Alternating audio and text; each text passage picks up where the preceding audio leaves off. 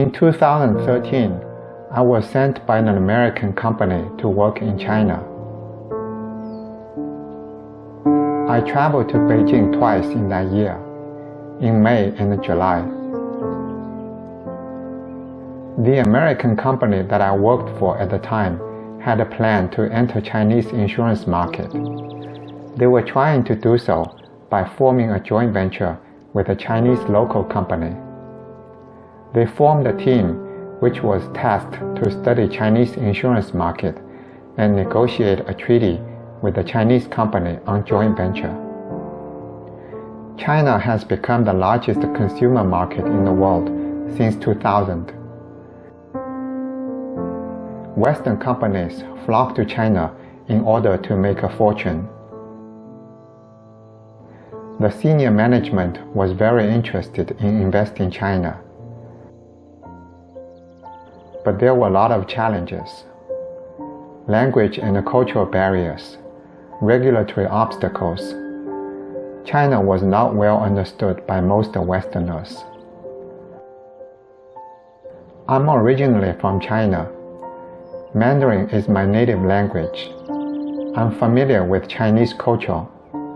I'm fluent in English as well.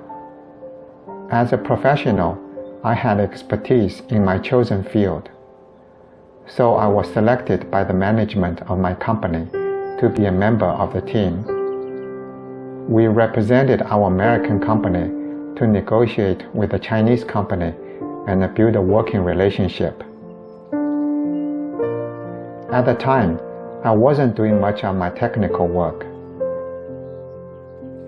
Instead, I played a role as a translator to bridge the gap between the US people and the Chinese people.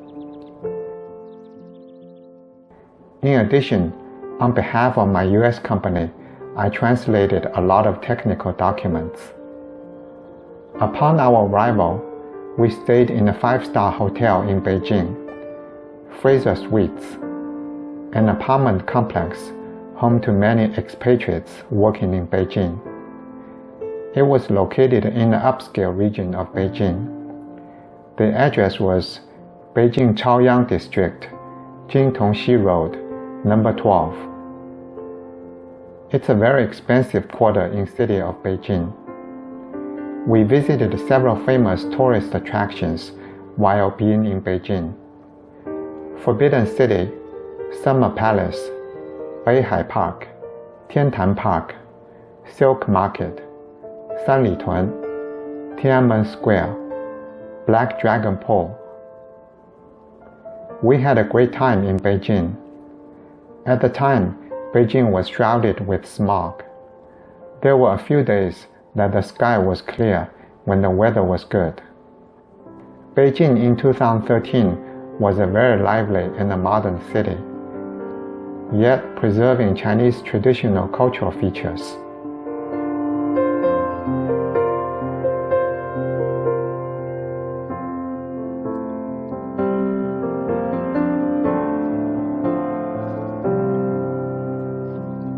During my trip to China, I also took a chance to visit my hometown Shanghai and see my parents. I rode the high-speed train in China for the first time. We were welcomed by people in Beijing. It was the greatest moment in my career. I often roamed the streets in Beijing after work. Living in the United States for a long time, I felt being an outsider in Beijing, yet with some historical and cultural connections. It was both intimate and foreign. I was often excited by what I saw and what I learned about Beijing. Since returning to the US, I haven't been back to Beijing. In 2015, I resigned from my company. Looking back now, it was a memorable and a fulfilling time. I wish to visit Beijing sometime in the future.